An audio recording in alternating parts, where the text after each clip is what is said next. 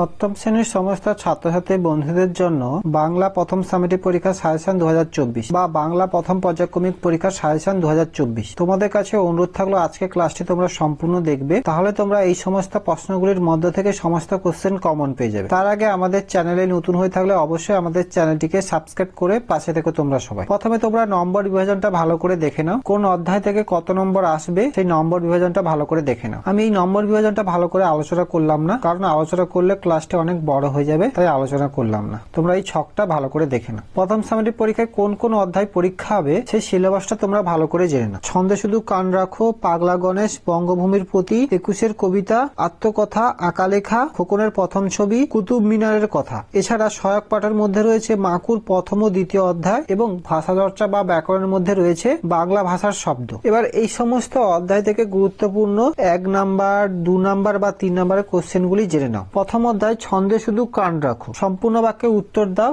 মান 1। এখানে আমি তোমাদের এমসিকিউ বা এসিকিউ কোশ্চেন দিচ্ছি না, যে সমস্ত 1 নাম্বারের কোশ্চেন গুলো দিচ্ছি এই সমস্ত প্রশ্নগুলি যদি তোমরা ভালো করে দেখে রাখো তাহলে এদের মধ্যে থেকে কিন্তু তোমরা এমসিকিউ এসিকিউ কোশ্চেন কমন পেয়ে যাবে। 1, এই দুনিয়ায় যা না ভুললে ছন্দ অনুধাবন করা যাবে না, তার নাম কি? 2, পদ্য লেখা সহজ নয়, ইনভার্ট কমা, পদ্য লেখা কখন কঠিন হয়ে পড়ে? 3, জীবন হবে পদ্মময়, ইনভার্ট কমা, জীবন কখন পদ্মময় হবে? 4, ছন্দে শোনা যায় নাকো, ইনভার্ট কমা, কখন কবির ভাবনায় আর ছন্দ শোনা যায় না? এবার চলে আসে সংক্ষিপ্ত ব্যাখ্যামূলক প্রশ্ন, মান 2 বা 3। অনেক স্কুলে 2 নাম্বারের কোশ্চেন দিতে পারে এটা, বা অনেক স্কুলে 3 নাম্বারের কোশ্চেনও দিতে পারে। 1, চিনবে তারা ভুবনটাকে, ইনভার্ট কমা, কারা কিভাবে ভুবনটাকে চিনবে? 2, ছন্দে শুধু কান রাখো, কবিতায় কবি ছন্দের প্রতি মনোযোগ দিতে বলেছেন কেন? কবিতায় কবি ছন্দের প্রতি মনোযোগ দিতে বলেছেন কেন? 3, মনের মাঝে জমবে মজা, ইনভার্ট কমা, মনের মধ্যে কিভাবে মজা ওঠে? দ্বিতীয় অধ্যায় পাগলা গণেশ, সম্পূর্ণ বাক্যে উত্তর দাও, মান 1। 1, পাগলা গণেশ গল্পে গণেশের বয়স কত?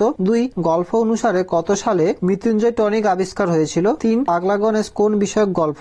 এবার চলে আসে সংক্ষিপ্ত ব্যাখ্যামূলক প্রশ্ন, মান 2 বা 3। 1, তা আপনার কবিতা শুনছেই বা কে আর পড়ছেই বা কে, ইনভার্ট কমা, এ কথার উত্তরে শ্রোতা কি বলেছিলেন? 2, পৃথিবীর বাঁচবার ওষুধ, ইনভার্ট কমা, পৃথিবীর কি অসুখ করেছে বুঝিয়ে দাও। 3, আছে শুধু বিজ্ঞান আর বিজ্ঞান, ইনভার্ট কমা, পৃথিবীতে কার কার থাকার কথা? এবার চলে আসো পরবর্তী অধ্যায় বঙ্গভূমির প্রতি, সম্পূর্ণ বাক্যে উত্তর দাও, মান 1। 1, কোকোনাট শব্দের অর্থ কি? 2, my native land, good night, invert comma, উদ্ধৃতিটি কার? 3, অমর কোরিয়া বর দেহদাসে শুভরদে, ইনভার্ট কমা, শুভরদে কথাটির অর্থ কি? সংক্ষিপ্ত ব্যাখ্যামূলক প্রশ্ন, মান 2 বা 3। 1, চিরস্থির কবে নীর হায়রে জীবন নদে, ইনভার্ট কমা, এই উদাহরণের আড়ালে কবি কি বলতে চেয়েছেন? 3, মধুহীন করো না গো, ইনভার্ট কমা, মধুহীন না করার প্রসঙ্গটির তাৎপর্য বুঝিয়ে দাও। 3, এ মিনতি করি পদে, ইনভার্ট কমা, কবি কার কাছে কি প্রার্থনা জানিয়েছেন? বঙ্গভূমির প্রতি অধ্যায় থেকে যে সমস্ত 1 নাম্বার এবং 2 নাম্বারের কোশ্চেনগুলি আলোচনা করলাম এই সমস্ত প্রশ্নগুলি তোমরা ভালো করে দেখে রাখবে। পরবর্তী অধ্যায় 21-এর কবিতা,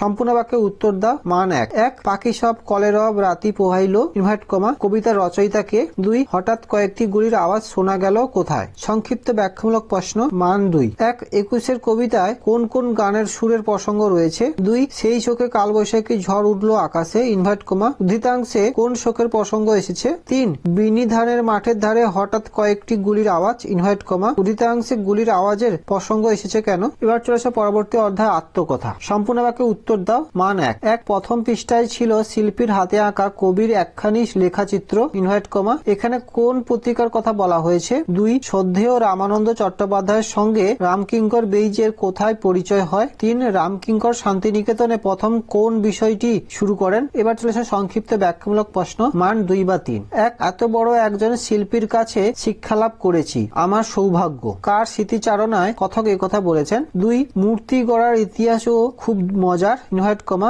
মূর্তি গড়ার মজার ইতিহাসটি কেমন ছিল? 3, নন্দলাল বসুর কাজের কোন দিকটা শিল্পী রামকিঙ্করকে বেশি প্রভাবিত করেছিল? এবার চলেছে পরবর্তী অধ্যায় আঁকা লেখা, সম্পূর্ণ বাক্যে উত্তর দাও, মান 1। 1, প্রজাপতির ঝাঁক তাদের রাখি আমার কোথায়? 2, কবি মৃদুল দাশগুপ্তের প্রথম কাব্যগ্রন্থের নাম কি? 3, 3টি শালিক ঝগড়া থামায়, অবাক তাকায় কে? এবার চলেছে সংক্ষিপ্ত ব্যাখ্যামূলক প্রশ্ন, মান 2 বা 3। 1, রং তুলিয়া বেজায় খুশি আজ দুপুরে আমায় পেয়ে, ইনভার্ট কমা, কবির এমন মনে হয়েছে কেন?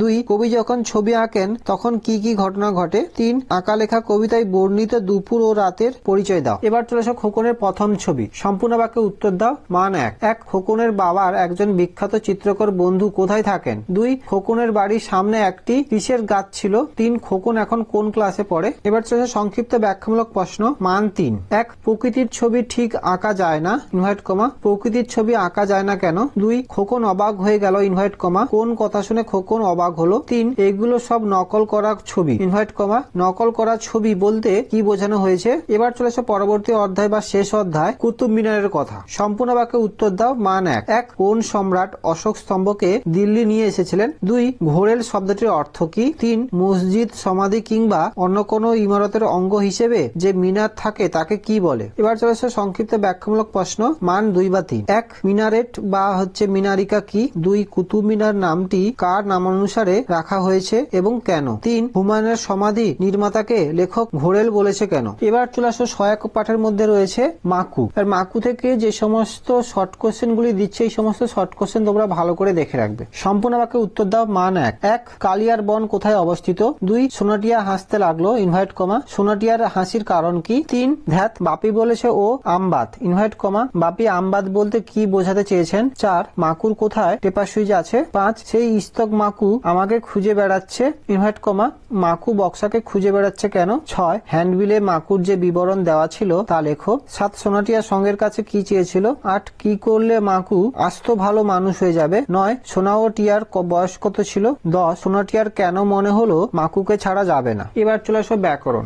যেহেতু তোমাদের এবার স্কুলের স্যার ম্যামরা কোশ্চেন করবে তাই স্কুলের স্যার ম্যামরা যে সমস্ত ব্যাকরণের উপর বেশি জোর দিচ্ছে সেই সমস্ত ব্যাকরণগুলির কোশ্চেন গুলো তোমরা ভালো করে দেখে যাবে, তাহলে তোমরা এদের মধ্যে থেকেই সমস্ত কোশ্চেন কমন পেয়ে যাবে। বাংলার প্রথম সাবজেক্ট পরীক্ষা যে সমস্ত অধ্যায় পরীক্ষা হবে সেই সমস্ত অধ্যায় থেকে 1 নাম্বার এবং 2 নাম্বার বা 3 নাম্বারের কোশ্চেন গুলি আলোচনা করে দিলাম। এই সমস্ত কোশ্চেন গুলির উত্তর তোমরা ভালো করে রেডি করে রাখবে, তাহলে তোমরা এই সমস্ত প্রশ্নগুলির মধ্য থেকে সমস্ত কোশ্চেন কমন পেয়ে যাবে। আজকে ক্লাসটি এখানেই শেষ করলাম। ক্লাসটি কেমন লাগলো অবশ্যই কমেন্ট করে জানিও। যদি ক্লাসটি ভালো লেগে থাকে তাহলে অবশ্যই আমাদের চ্যানেলটিকে সাবস্ক্রাইব করে পাশে থেকো তোমরা সবাই।